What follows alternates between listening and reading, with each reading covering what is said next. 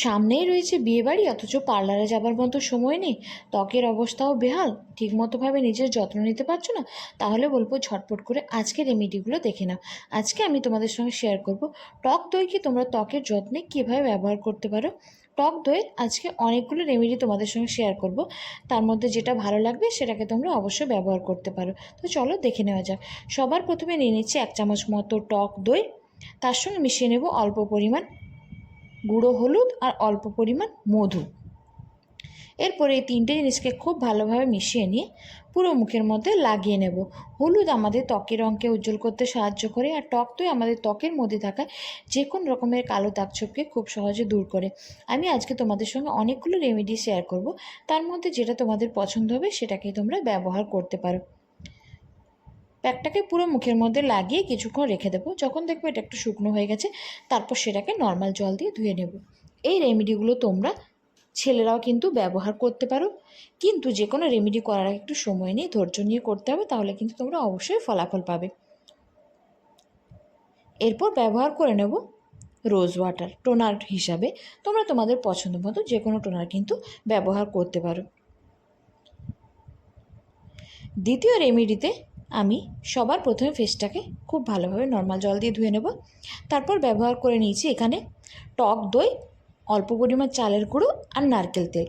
এই চালের গুঁড়ো কিন্তু আমাদের ত্বকের জন্য খুব ভালো স্ক্রাবার হিসাবে কাজ করে, আর নারকেল তেল আমাদের ত্বককে টান টান রাখতে সাহায্য করে, ত্বকের মধ্যে কিন্তু একটা ইনস্ট্যান্ট গ্লো নিয়ে আসে। এই তিনটে জিনিসকে খুব ভালোভাবে মিশিয়ে হালকাতে মুখটাকে খুব ভালো করে ম্যাসাজ করে নেব। ম্যাসাজ করলে আমাদের ত্বকের ব্লাড সার্কুলেশন কিন্তু ভালো হয় এবং আমাদের ত্বক কিন্তু গ্লো করতে থাকে। 2 থেকে 3 মিনিট হালকাতে মুখটাকে ম্যাসাজ করে তারপর সেটাকে নর্মাল জল দিয়ে ধুয়ে নেব। তৃতীয় রেমেডিতে আমি আবারও সবার প্রথমে ফেসটাকে খুব ভালোভাবে নর্মাল জল দিয়ে ধুয়ে নিচ্ছি। তারপর নেব আমি এখানে 1 চামচ মতো টক দই। এরপর এর সঙ্গে মিশিয়ে নেব অল্প পরিমাণ চালের গুঁড়ো। তারপর এই দুটো জিনিসকে খুব ভালোভাবে মিশিয়ে নিচ্ছি। তোমাদের যে রেমেডিটা পছন্দ হবে তোমরা কিন্তু সেটাকেই ব্যবহার করতে পারো। প্রত্যেকটা রেমেডি কিন্তু ত্বকের জন্য খুবই উপকারী।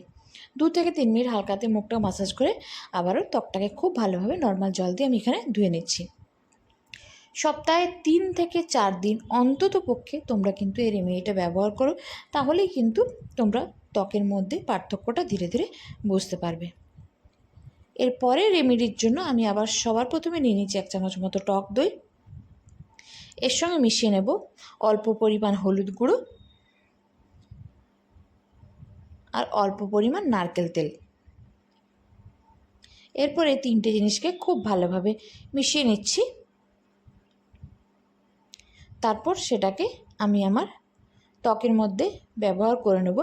চাইলে এই রেমেডিগুলো তোমরা কিন্তু হাতে পায়ে এবং গলাতেও ব্যবহার করতে পারো, তার জন্য সব কিছুর পরিমাণটাকে একটু একটু করে বাড়িয়ে নিও। মুখের মধ্যে লাগিয়ে কিছুক্ষণ রেখে দেবো, তারপর সেটাকে একটু শুকনো হয়ে গেলে নর্মাল জল দিয়ে ধুয়ে নেব। আমি আজকে তোমাদের সঙ্গে টক দইয়ের অনেকগুলো রেমেডি শেয়ার করলাম, যেটা তোমাদের ভালো লাগবে আবারও বলছি সেটাকেই তোমরা ব্যবহার করতে পারো। আমি আমার ত্বকের যত্নে যা যা রেমেডি করে থাকি চেষ্টা করি সেগুলোই তোমাদের সঙ্গে শেয়ার করার। রেমেডিগুলো ভালো লাগলে চ্যানেলটাকে সাবস্ক্রাইব করে রেখো। ফেসবুক থেকে দেখে থাকলে পেজটাকে অবশ্যই তোমরা ফলো করে রেখো। আর সবশেষে তোমরা যে কোনো ধরনের টোনার এবং ময়শ্চারাইজার অবশ্যই ব্যবহার করে নিও। রেমেডিগুলো তোমরা যে কোনো সময়ই কিন্তু ব্যবহার করতে পারো। দিনের বেলা ব্যবহার করলে অবশ্যই একটা সানস্ক্রিন মেখে নিও।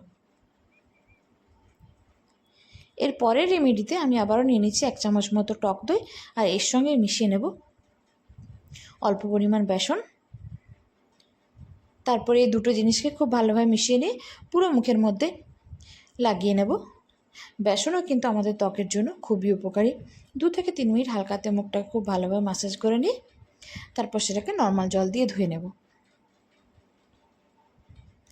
আমি তো আজকে তোমাদের সঙ্গে অনেকগুলো রেমেডি শেয়ার করলাম, এর মধ্যে কোনটা তোমাদের ভালো লেগেছে অবশ্যই কমেন্টস করে জানিও। আর রেমেডিগুলো কিন্তু অবশ্যই তোমরা ব্যবহার করে দেখতে পারো। বিয়েবাড়ি যাবার আগে পার্লারে যাবার মতো সময় না থাকলে এই রেমেডিগুলোকে কিছুদিন তোমরা ব্যবহার করতে পারো। তো চলো বন্ধুরা, আজকের মতো টাটা।